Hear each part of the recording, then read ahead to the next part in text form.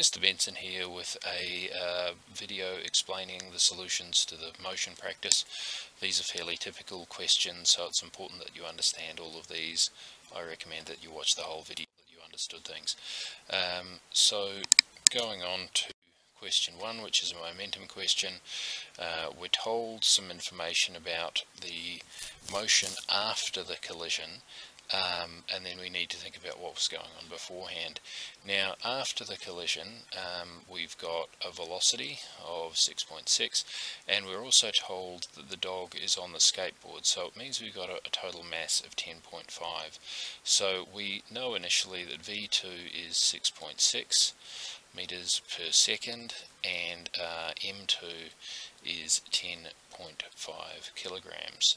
Now then that means we know that P2 is 6.6 times 10.5, which is 69 kilogram meters per second or thereabout.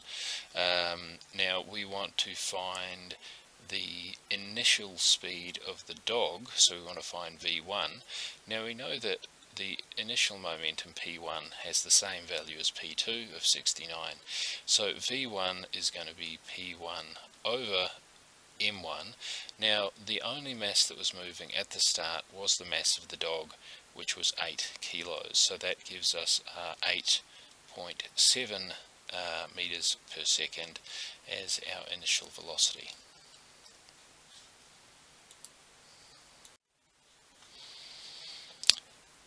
On to the next question, is it an elastic or inelastic collision? Again, a really common question.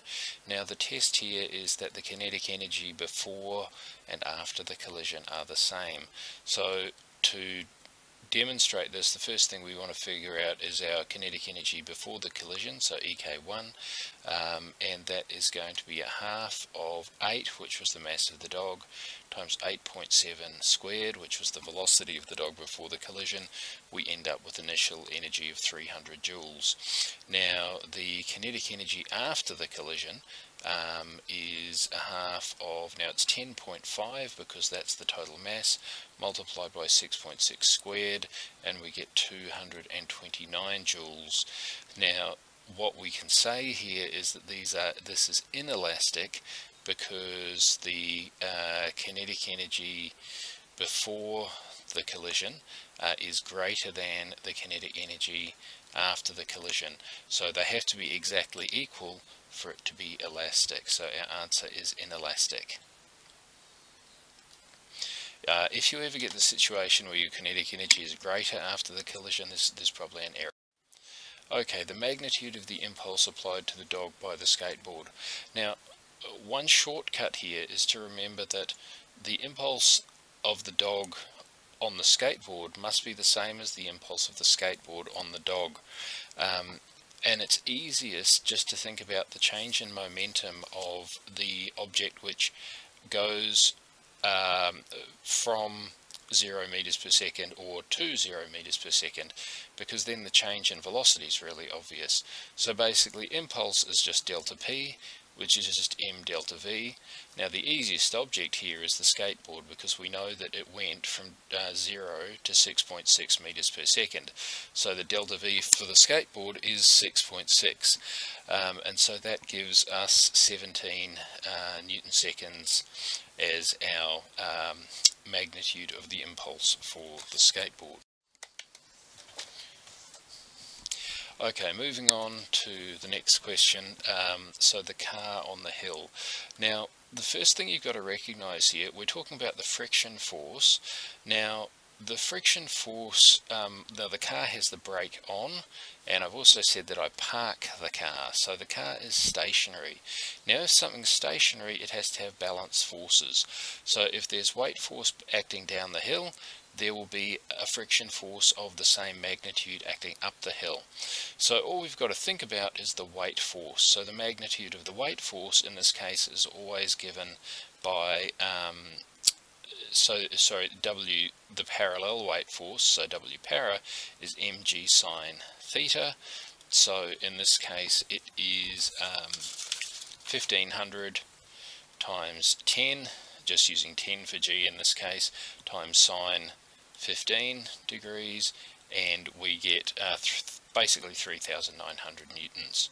Now, there is often confusion here between banked corners and centripetal acceleration and banking without cornering like this. So in this situation, the car is not moving in a circle. In fact, it's just sitting still on the bank. So we just think about the components that are acting up or down, up the slope or into the slope. What was happening quite often with these is people think that it's about circular motion, and they're getting confused with the equations to use in that case. The equations of circular motion involve tan when you're trying to find the centripetal force. Now, coincidentally, that would give you a similar answer for this question, but it's actually wrong. So be careful that you only use tan in relation to circular motion. Okay, the brake fails. Calculate the acceleration of the car. Now we already know the force on the car. It's going to be 3,900 newtons down the hill. Now we know the mass of the car is 1,500, so all we've got to do is A equals F over M, so 3,900 over 1,500, and we end up with 2.6 meters per second. Moving on, the final velocity of the car at the bottom of the cliff. This is an absolutely standard straight line motion question, and when you look through old exams, you'll always see that there are questions like this. So what do we know? A is 2.6 meters. The initial velocity U is 0 meters per second because it started off at rest. V is what we're interested in. And the other thing that we know is we know the length of the hill from where the car is to the bottom is 25 meters. So what we've got to do is v squared equals u squared plus 2as. Substitute in here. Now you can rearrange first, so you get v is the square root of 2as in this case because u is 0. So we get the square root of 2 times 2.6 times 25, and we get an answer of 11 meters per second. Remember as well that you're always going to get consequential marks in examinations, and so even if you get a previous question wrong, you'll still get marks for answering a subsequent question based on your previous data.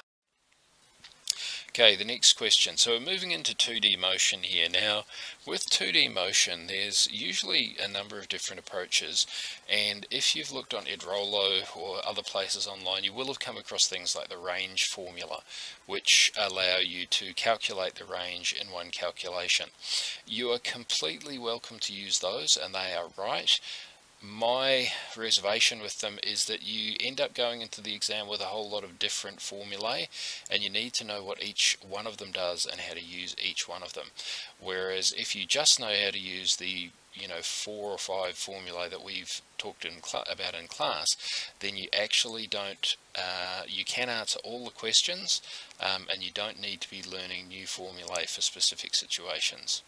Okay, now in this situation here, any time where we've got a projectile that is being fired and is landing back on a horizontal surface, whether the surface is at the same sort of altitude as where it was fired from doesn't really matter, but if it's going to land on a horizontal surface like that, then we're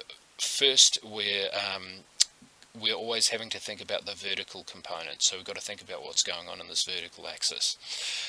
If the projectile is hitting a vertical surface like a wall, then we have to consider the horizontal axis first. Okay, so in this case, the first thing I need to do is think about what is the the vertical motion. So my velocity in the y-axis is 600 sine 33 degrees, which is 327 meters per second. Now, the maximum height, there's a couple of ways there are always several ways you can think about this, but the simplest way to get straight to this answer, remember that height is displacement, Now we have acceleration, which I'm going to make minus 10 meters per second squared, because I think it's good to be consistent that positive directions are up and negative directions are down. So we know the initial velocity is the Vy that we had before. We also know that our final velocity is going to be 0 meters per second when the projectile reaches the top. So then we've just got to substitute this into our equation. We find that S is minus u squared over 2a when we rearrange. So we've got minus 327 squared over 2 times minus 10, and we end up with 5,400 meters. Now that may seem like a big number. Look, it doesn't really matter as long as your calculations are right.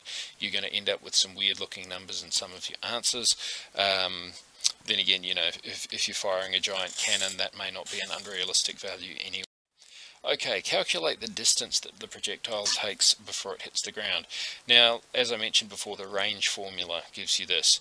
The other way of doing it is to think about the time that it takes in its vertical motion. Now, so we need to figure out what that time is. Now, the easiest thing is to just to do v minus u over a. Now, we've already got the velocity from the previous question, minus 327 over minus 10. Actually, I don't know why I've put that in that way. Anyway, oh, sorry, that's not meant to be minus 327, it's plus 327. My apologies. And what we end up with is 32.7 seconds. Now, that's the time for the projectile to go from ground level to the maximum altitude. So the time of flight, so I'll call that T-flight, is going to be 2 times that amount, because it's got to go up and then it's got to come down. So we've got 65.4 seconds. Now, the horizontal displacement is just the horizontal velocity multiplied by time. So we've got to get the v in the x direction, which is 600 cosine 33, and that is 503 meters per second, and then we just work out our displacement in the horizontal, so that's Sx is just going to be 503 multiplied by 65.4, and we get 33,000 meters as our answer there.